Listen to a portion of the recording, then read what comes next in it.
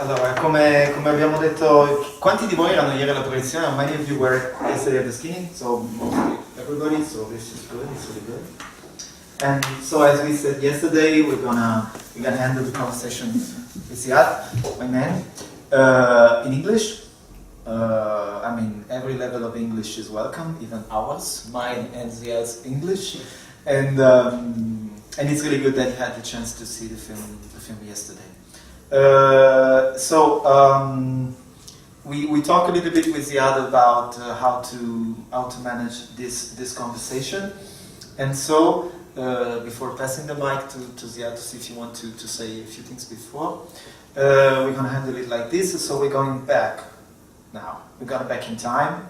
We're going back to the origins of the history, and so we're going back to Syria in the beginning. So we are starting our conversation that it will be focused on certain themes that are really dear to Ziad and of course to me too.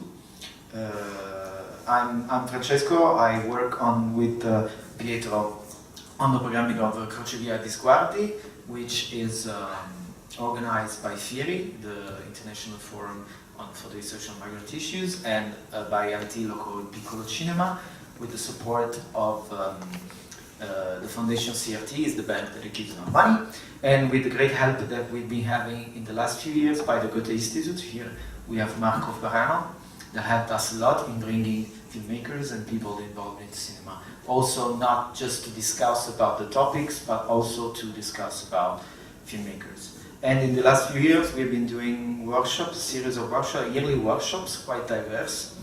We started with Fernand Melgar, which is a Swiss director, really good.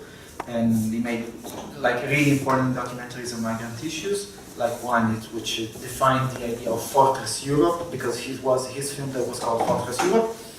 Then we had an Italian director that is Claudio Giovannesi. He did Alida gli occhi azzurri, and lately he did a film called Fiore. And he's now editing the fiction version of the first novel by Roberto Rosaviano. We had last year a really interesting workshop with the people from Cine Migrante. I don't know if you know the girls from Cine Migrante. It's a festival in South America that is dealing with migrants issue, mostly in Argentina, but then all over South America. And we had a workshop here on come si chiamava? Il video partecipato. So I can translate it properly in English, with Zalab, so the team that was behind the Andrea Segrafin that we saw last week. And today with Ziad we're going to approach another angle, which is it's really interesting because, and we're going to discuss about this, lately we've been seeing movies coming from Syria, like a lot of movies. We were talking on our lunch today with Ziad. At some point he told me, you know what, at some point everyone in Syria became a director because everybody had the chance to film. And this is something really delicate, because having the chance to film, and we all have with this thing that we have hold in our hands most of the time during our day, it doesn't mean necessarily that we become directors, of course. So there's a big difference in between being able to produce images and taking images to make sense out of it through cinema, which is not journalism, and we're going to talk about this today. So it's really good to have Ziad here because he has a really strong and personal vision of what it means to bring images from a really complex and delicate place in the world and make cinema out of it. And so we decided to go back in time yesterday in the discussion, and even before the discussion, his first movie, The Immortal Sergeant, that was screened in Torino here in 2014, was evoked a few times. And so we decided, in order to approach the different subjects of the conversation, to go back and show bits and pieces of the film. And this deals with the personal history of Ziad, but not only. Mostly it deals with finding your own way, your own language in a certain situation. And then we're going to approach, of course, Taste of Cement, and we're going to approach other issues that are dealing with documentary filmmaking and what it means to tell other people's stories, which is a big deal for Ziad, and in general it's a big deal when it comes to documentary filmmaking in cinema in general, because in complex situations it raises a lot of also ethical issues that are really important, I think, right now. So I'm gonna pass the mic to Ziad first, and then we're gonna watch the first sequence, the opening sequence of The Immortal Subject. Hello everybody, I'm so happy to meet you again, and I'm happy also to share with you my experience, and I would like to talk today about my experience when I found myself in the middle of the war as soldier and as filmmaker at the same time, and how I create my language like under all these rules in Syria, because as you know, like in Syria it was very difficult to hold your camera because the regime he was arresting all the people holding camera and trying to record our reality and publish it during like social media or any TV canal, because he don't want to show what's going on in Syria. So my challenge in this time, it was like how I can transfer our story during cinema, and how I can like create my language inside this circle of violence and under the fear from the regime. And all the time I was like trying to hold my life in my pen to transfer the story, and all the time I was like under the fear when I'm recording. So first I would like to talk about The Immortal Sergeant. It's the first feature movie I did it. So it was in 2012 when I started to record this movie, and this time I was soldier in the military service, and all the time I was trying to find my way to how to create my own language and to record my story. So as you know, like in general, if you want to record anything, you should hold your camera like this and to start to record. At this time, nobody have his courage to hold his phone in Syria like this, because he will arrest him from the regime, or the snipers, they will kill him, or people, they will catch him in the street and send him to the jail. So I was in the military service. I was inside the military, between the tanks and between all these soldiers, and surrounding by the sound of the war. And I tried to figure my language with my phone 5 megapixel to just try to record which kind of association inside this military service, and who's behind this war, from just like all the slogans written in the wall from the regime about freedom and about all this kind of words he was telling us during like 40 years in our life, and sorry, and how he's lying to us all the time in Syria, and how he's lying for his people. And when the people just try to make demonstration and asking about small rights and about a little bit freedom, he started to shoot his people directly in the street, as you know. So I found myself following my shadow, and I found myself holding my phone like this, and my camera recording my legs and my shadow. So I start to follow my shadow, and when it's completely empty around me, I was trying to open my phone like this to record what's written in the walls inside the military service, to just tell people which kind of logic the regime using, which kind of language he's using to make his propaganda and to make his war against his people.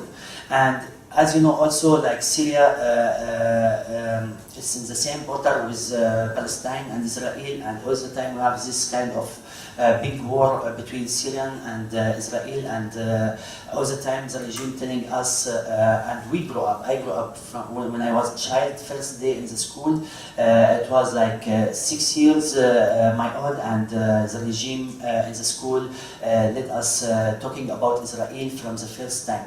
And I thought during all my life, like any Syrian, we got to fight against Israel in the end. But suddenly, our regime decided to return all his weapons against Israel to his people, and he tried to started to kill his people and to destroy all the cities in Syria. So from here, I try to prove which kind of regime is this from my image, from my how I can record this story when I was soldier. So as I told you, I was following my shadow. I was recording my legs since first moment when I am home, waking up around 6 morning until when I go to the army, because I should go to the army every morning. And my job in the army, it was, I am the guy who's principal about the theater, cinema inside the army, because as you know, like every big area in the army, they have like cinema. They are showing a lot of movies and talking to produce kind of like propaganda about our regime since long time. So the regime, he's using the cinema to make his propaganda and to show himself as hero in front of his people, and especially in front of the soldiers.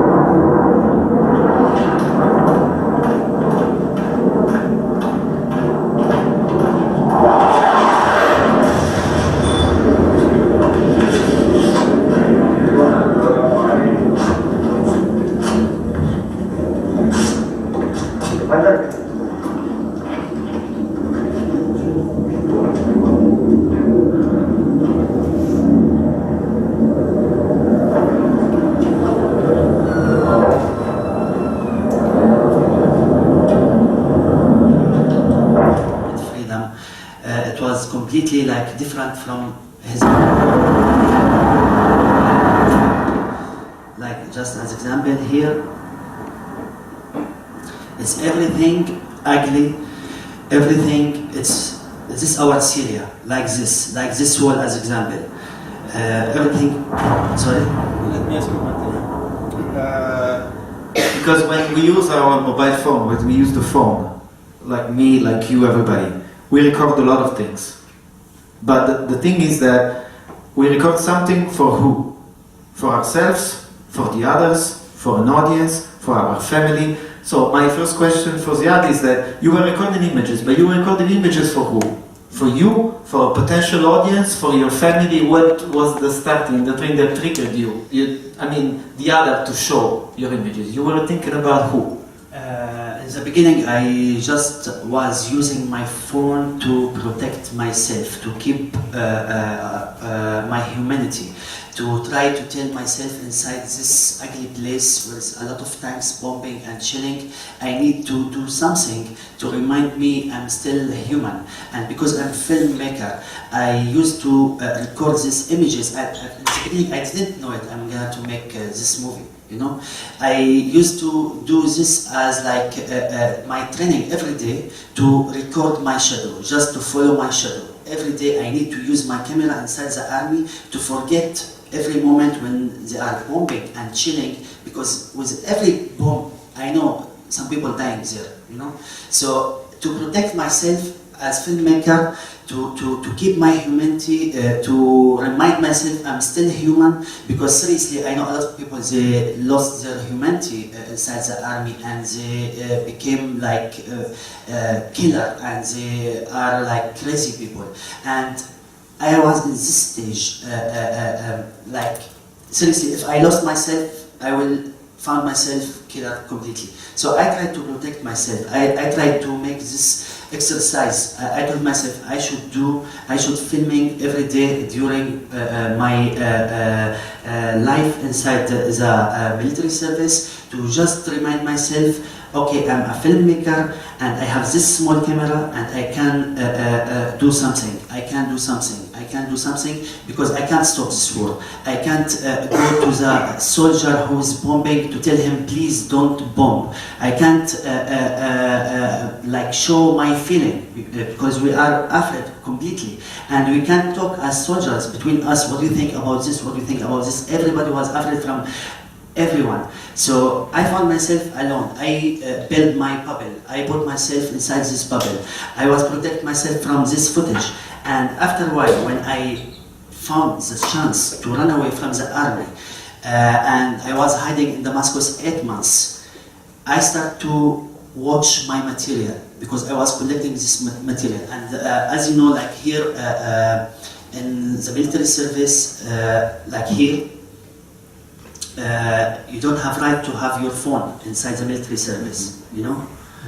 Like, I was all the time trying to hide my phone somewhere in the military, and using my phone when nobody around me completely. And after that, I go to put my phone somewhere, until this moment when I ran away. I took my phone with me, and I start like every day to watch my material. And I told myself, okay, this is the time to make something. So here it's telling us, you can't hold your phone, you can't have your phone inside the military, and you can have a look like how many pictures in the same room for the same person, for the son and the father, and how it's ugly, you know. And Syria, it's ugly since like this family controlling us, and because we need to just change a little bit. He started to bombing us, and he started to like killing people in the street. So from here, I tried to protect myself in the beginning. I tried to make my therapy between me and myself during this footage, and to protect myself. And after a while, when I found myself in front of this material, I started to watch it in different angle, and I started to think about the immortal servant, and I started to make this movie. استعداد صوت صوت هيقفل شوي بعد شوي ثبت البال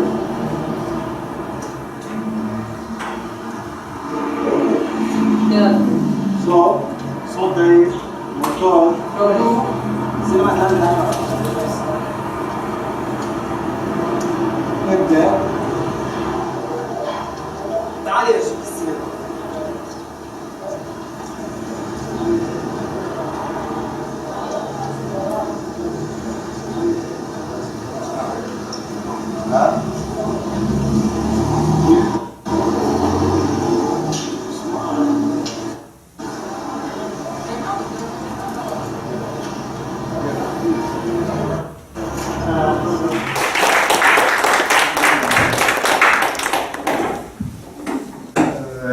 chiaramente questa parte non è importante solo da un punto di vista narrativo, come dire, di sviluppo di Ziad in quanto personaggio dentro il proprio film, ma chiaramente racconta attraverso l'uomo che incontra vicino al cinema e attraverso il discorso che viene fatto e cosa vediamo di questo edificio in particolare, le conseguenze anche del regime di Assad su quello che è stata la presenza del cinema in Siria. Questa è una cosa che a lui sta molto a cuore, magari potrebbe dirci qualcosa. This specific part tells a lot also what happened to cinema and to the great history of Syrian cinema during the regime. This part from the movie, I was trying to explain how the regime using cinema to make his propaganda. Like as example, in the military service we have the cinema, and my job it was all the day, every Friday to invite all the Syrian or all the soldiers to show them kind of like movies about our president, how he's hero. And if you look outside, which kind of cinema for the public people, you will find we are fond of kind of like erotic movies and nobody inside, because the regime, he tried all the time to destroy this kind of culture.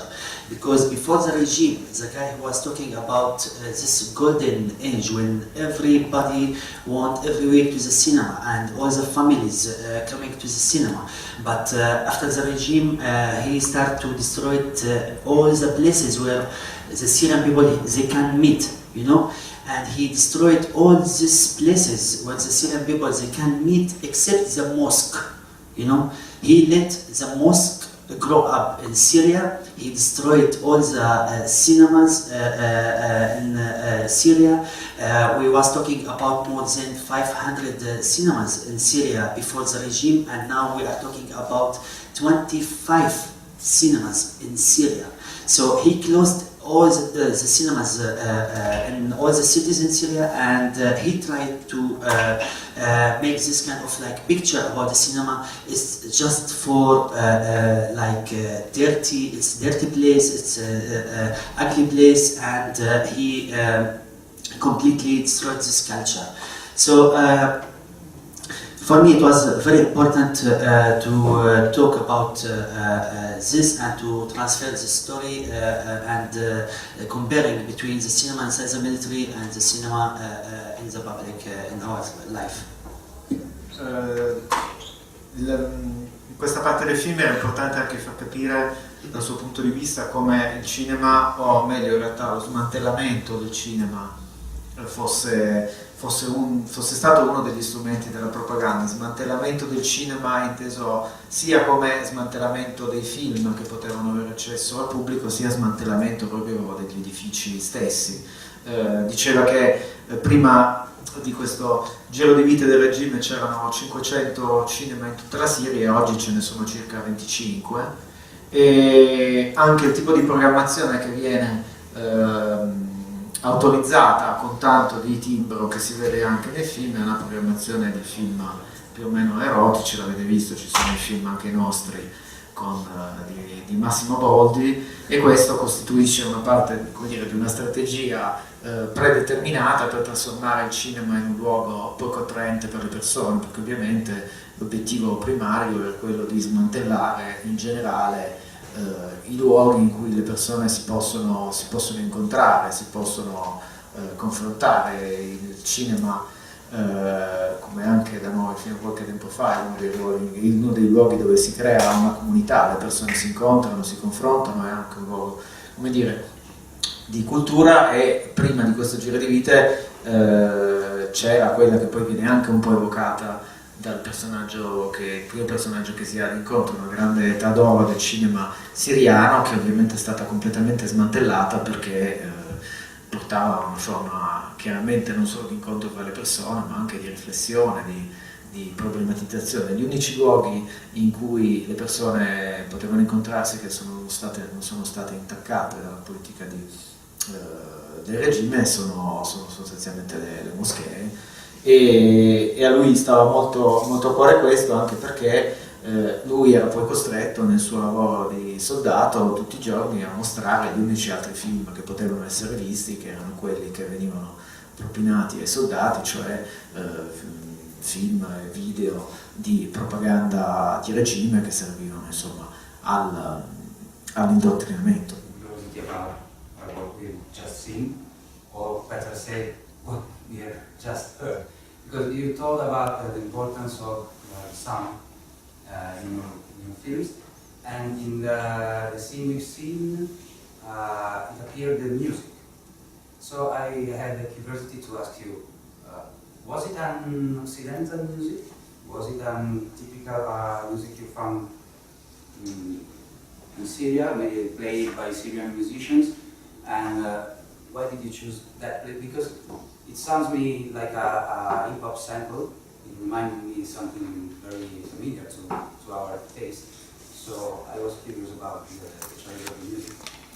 This music from band, it's called Piccolo, from England, and I choose it because it's kind of like remind me in this music when you are watching erotic movies, you know, the same like mood and something like this. Because the guy, when he was like talking with the picture of his son, and when I asked him, do you know who killed your son? He told me in the beginning, I think the gangster or the rebels, they called him, and he told me, no, I am sure they killed him. But the real story behind this, the army killed his son, you know, and he don't have right to tell who killed his son. And he started to protect himself because he thought my camera belonged to the regime. He don't know who I am. Any camera in the street, you know, it means this camera belongs to our regime. So he started to tell us the same language when the president making his speech, you know, about the country and about the immortal and about gunnery and about blah blah blah blah, and he's in front of his picture. And for me, it was this kind of speech.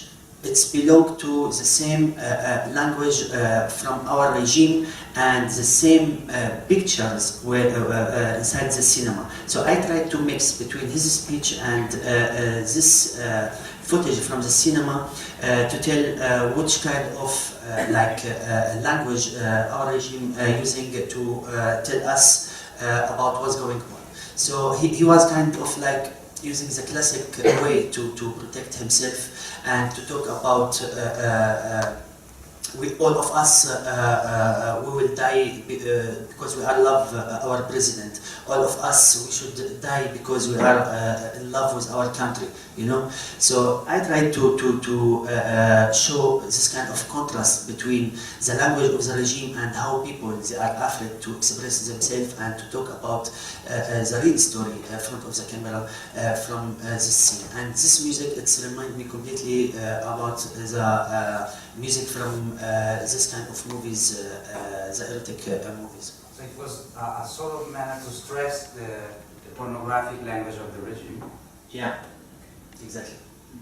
La musica appartiene a un gruppo di musica elettronica inglese, Bonobo, no? Come si chiama? Bonobo. E in qualche modo a lui ricordava un po' queste atmosfere da film erotici scollacciati. Ma in realtà ciò che voleva costruire era un forte contrasto, perché avrete notato quando l'uomo che lui intervista, quando lui gli chiede ma chi ha ucciso tuo figlio, lui dice ma forse sono state delle bande, no, sono state sicuramente le bande, ne sono sicuro perché lui era nell'esercito, viva Assad, eccetera eccetera eccetera. E dovete immaginare che nel momento in cui stava parlando con lui che aveva una telecamera in mano, chiaramente la persona che era di fronte a lui non poteva sapere che quella telecamera non era una telecamera in mano a qualcuno legato al regime, e quindi chiaramente quando lui gli ha fatto delle domande su suo figlio ha dovuto mettere in scena il solito discorso, che è il discorso che bisogna fare per forza di fronte a una camera che forse è una camera appunto del regime che controlla, per cui bisogna ripetere no, ma io sono con il nostro grande presidente, eccetera eccetera eccetera. Quindi era evidente un meccanismo di messa in scena in quello che stava raccontando, non stava veramente raccontando quello che lui sa, perché lui sapeva, e questo l'ha scoperto anche lui, che in realtà suo figlio era stato ucciso dall'esercito. In qualche modo, nel voler mettere insieme tutti questi elementi, la musica era funzionale per costruire una sorta di unione fra queste parole completamente finte, che erano dette da lui per come dire, dare una rappresentazione che confacesse nel modo maggiore possibile alla narrazione del governo. Le immagini che vedevate di film scollacciati, che sono in qualche modo un modo che vi ho raccontato per distruggere ogni tipo di idea di cinema come racconto della realtà, e questa musica in più che faceva un po' da collante a tutto questo discorso, che è chiaramente basato su un confronto e un conflitto di linguaggi diversi, che però riportano più o meno tutti allo stesso concetto, alla finzione, al controllo e a tutti questi elementi che fanno parte della vita sotto un regime. Yeah, as you know, like from yesterday, we watched together the Taste of Cement, and after Syria, after the sound of the war in Syria, I ran away from Syria to Lebanon, and I found myself surrounded by the sound of construction. And it means the opposite sound of the sound of the war. So between these two kind of sounds, I start to follow the sound of construction, and I found myself in front of like a huge group from the Syrian workers. And from this sound, I start to think about Taste of Cement, and especially for me, it's kind of like Taste of Cement is the second part from the Mortal Sergeant. Like we was talking about military, and we was talking about army, and was talking about how people are spreading themselves inside Syria. And in Lebanon, we are talking about people they run away from Syria to find themselves as slaves in other countries. They don't have any options. They don't have any rights.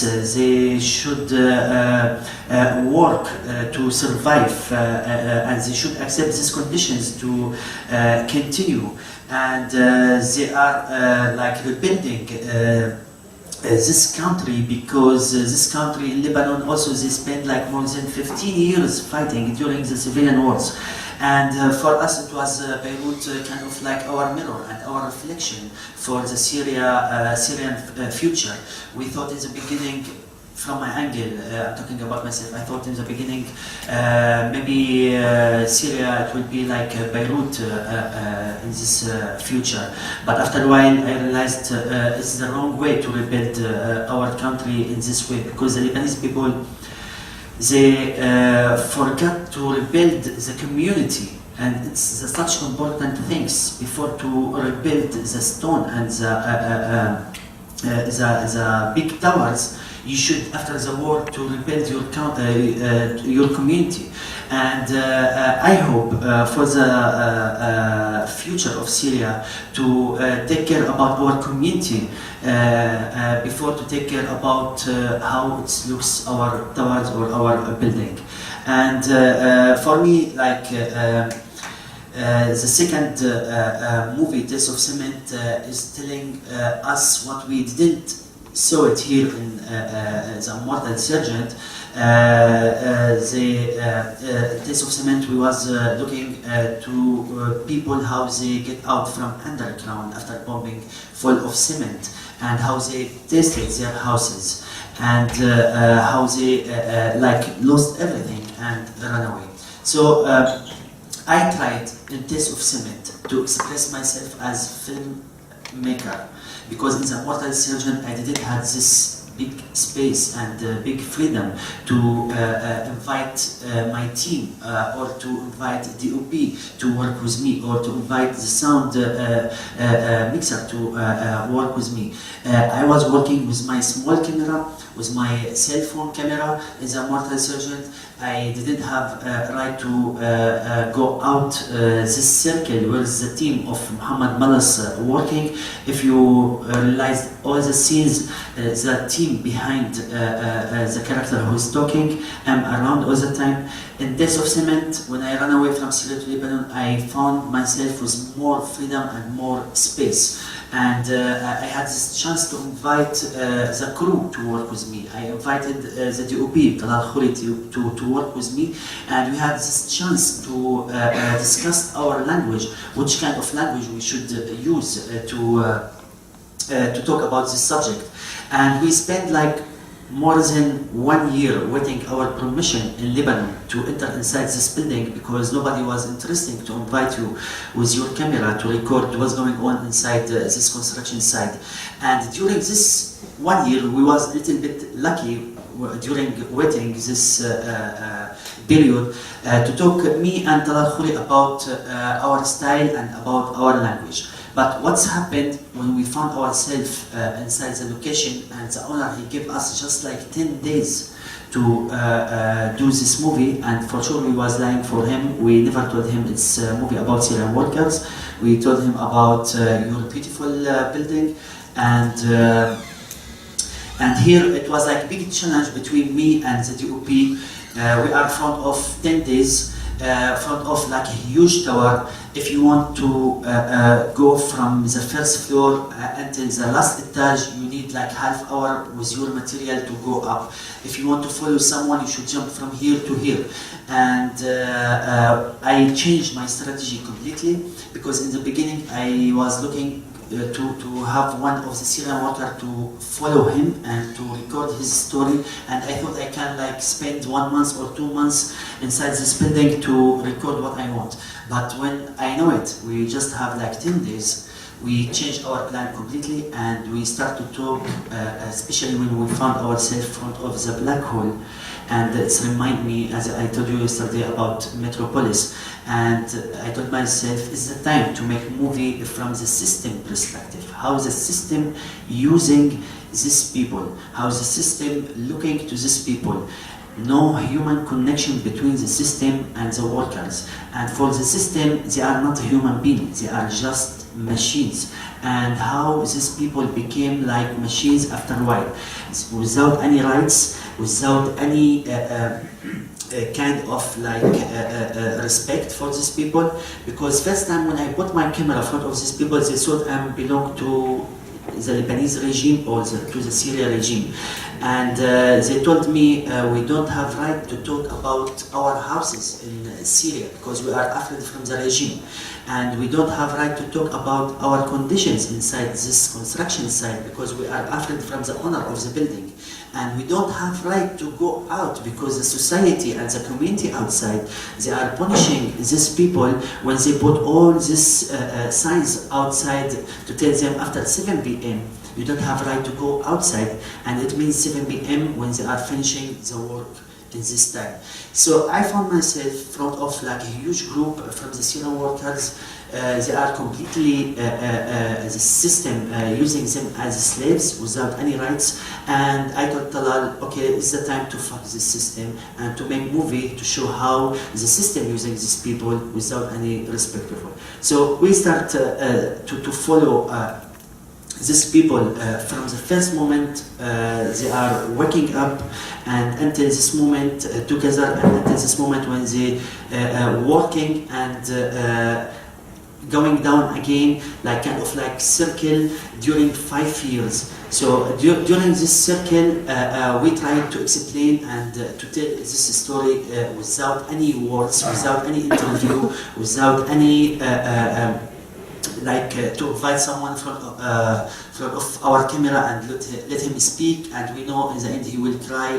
And I told myself it's not my job to make this kind of movie. So it was a big challenge because usually, and especially when my producers, they told me it's not documentary, you should have main character, you should follow someone, you should record this story, and you don't have anyone talking, it's not working like this. And we still continue, me and Talal, to finish and to change our language because I believe like the Syrian people, they are talking about revolution, and for me the revolution is not just against Al-Assad regime. this revolution is against our God and against ourselves. If we didn't change ourselves from inside, it's not enough just to talk about Al-Assad regime. For sure we need to change Al-Assad regime, but first also we need to change our traditional issue, our life, our style, our language, you know. And I believe why the Syrian people, they start to fight, because they lost the language between them. No language between the language and the logic disappeared between people. They are fighting and they are gonna to make a lot of violence. So I told myself, I will do my revolution. I will challenge myself. I will go to the end. If I am right, I will have my goal. If I'm not right, at least I try to do something different from the classic way, if you want to make a documentary.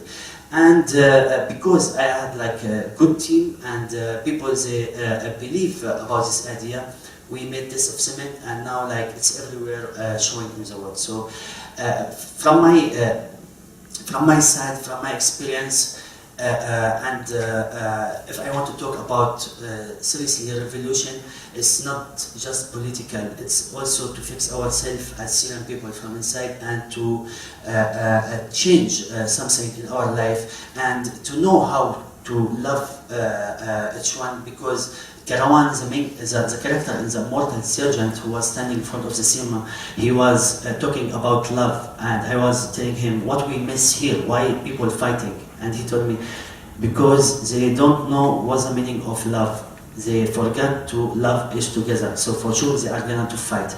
And he's kind of like had this schizophrenia, and all the Syrian people had this schizophrenia. So from my angle, it was like big challenge to make my revolution and to try to change something, to break all the taboo in our life and to show another how we can change.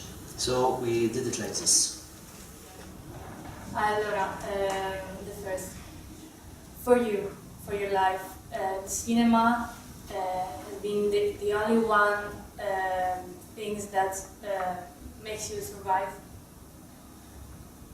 Second question, do you know anybody that survived by arts? I don't know, maybe you have some friends that protect themselves by music or cinema, or...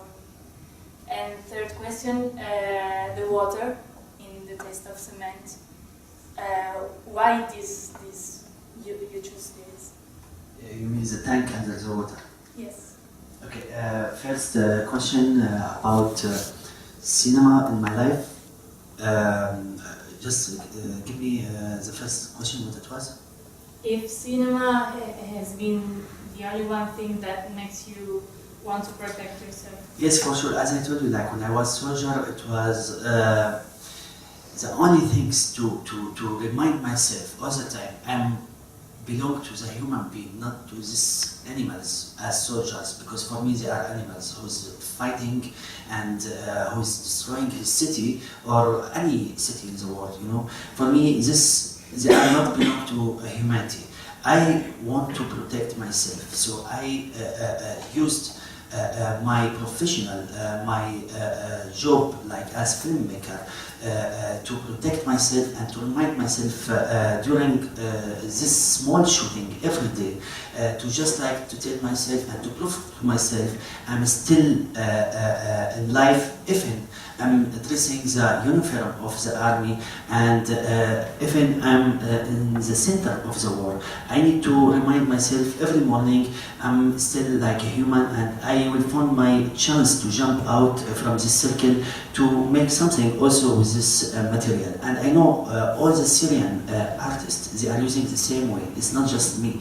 The musicians and the painters and sculptures and all the artists, they are like making kind of like protection to protect themselves from this big war, and to put themselves inside this bubble to like to protect themselves.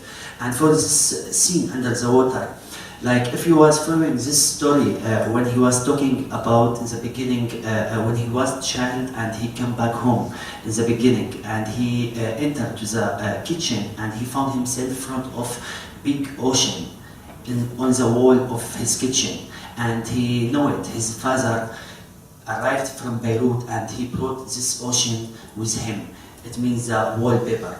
And his game when he was a child, all the time sitting in front of this wallpaper, in front of this ocean, and imagine himself how he's diving inside this ocean.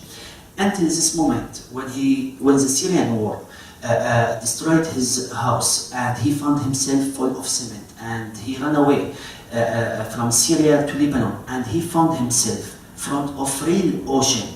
When he's standing on the roof, he's in front of the ocean. So when he's gonna to sleep, he's all the time trying to jump inside the water in his dream. But if he jump inside this ocean in Lebanon, he will find himself in front of the war, in front of something from the past, from the Lebanese war. This tank under the water, it's belong to the Lebanese war, you know. So if he want to run away from his reality to dive inside the ocean, also he will find himself surrounded by the war. So the idea, it was like the world surrounding us everywhere, you know. All these moments from the past, it's even very deep and deep and deep in the ocean. So I tried to just to make like kind of like research about the Lebanese war, and by accident I know it like the Lebanese army, they threw like more than 10 tanks under the water, and I asked the DOP Talal Khouri, because he also diving under the water, to record this tank under the water, because I want to talk about the Lebanese war, but I don't want to use the same, because a lot of movies about Lebanese war and a lot of directors make everything about the Lebanese war. So I tried to find my language and I tried to find something different completely, and I built this story about his wallpaper and the ocean and this tank under the water.